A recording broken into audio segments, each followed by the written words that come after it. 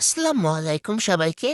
আজ আমরা চলে এসেছি একেবারে গ্রামীণ পরিবেশে। শীতের রাত, চারপাশে কুয়াশা, ঠান্ডা হাওয়া। দিনভর কাজের পর যখন শরীর ক্লান্ত আর মন চায় একটু আনন্দ, তখনই শুরু হয় আমাদের ছোট্ট কিন্তু স্পেশাল বারবিকিউ নাইট। বারবিকিউ প্রস্তুতি শুরু হয়েছে। কেউ আগুন ধরাচ্ছে, কেউ কাঠ জোগাড় করছে, আবার কেউ মুরগি ম্যারিনেট করছে।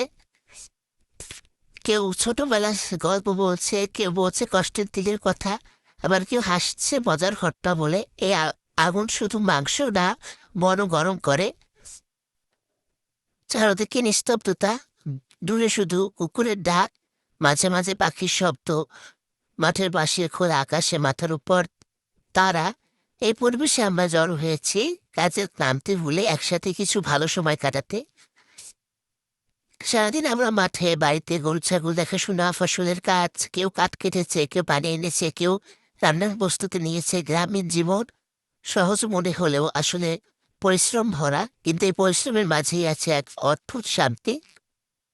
আগুনের পাশে বসে সবাই গল্প করছে। গ্রামের জীবন মানেই শুধু কষ্ট না, এর মধ্যে আছে ভালোবাসা, একসাথে থাকার আনন্দ আর ছোট ছোট মুহূর্ত যেগুলো জীবনকে সুন্দর করে তোলে। শীতের রাতে কাজের ফাঁকে বারবিকিউ নাইট। আমরা এসেছি একটু বেড়াতে, মন ভালো করতে। কাজের সাথে যেন একটা ছোট ভ্রমণ। কাজিনদের নিয়ে একসাথে বের হওয়া মানে অন্যরকম আনন্দ।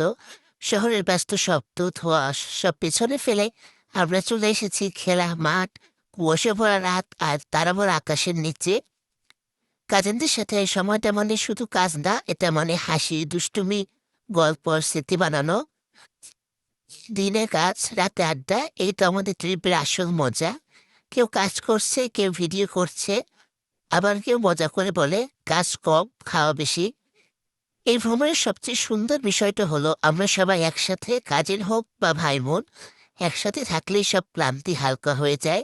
এই ট্রিপটা হয়তো খুব দামি না, কোনো বিলাসী হোটেল নেই, কিন্তু আছে খোলা আকাশ, আগুনের তাপ আর কাছে মানুষের ভালোবাসা। এই ট্রিপে আমরা নিজেরাই সব করেছি, কেউ রান্না, কেউ আগুন জ্বালানো, কেউ আবার শুধু ছবি আর ভিডিও ধরার দায়িত্বে। এভাবে সবাই মিলেই একটা ছোট দল হয়ে গেছি। কাজিনদের সাথে থাকলে সময়টা অন্যরকম লাগে। কেউ দেরিতে উঠলে সবাই মিলে হাসাহাসি, কেউ ভুল করলে সেটাই হয়ে যায় মজার গল্প। এই ছোট ছোট মুহূর্তে পরে আবার বড় স্মৃতি হয়ে যায়। রাতে যখন আগুন জ্বলছে, চারপাশে ঠান্ডা বাতাস, আর আমরা সবাই গোল হয়ে বসে আছি, তখন মনে হয় এটাই আসল সুখ। শহর থাকলে হয়তো সবাই মোবাইল নিয়ে ব্যস্ত থাকতো, কিন্তু এখানে নেট কম, কথা বেশি, মোবাইল কম, মানুষ বেশি। এই জিনিসটাই এই ট্রিপ আলাদা করে দিয়েছে।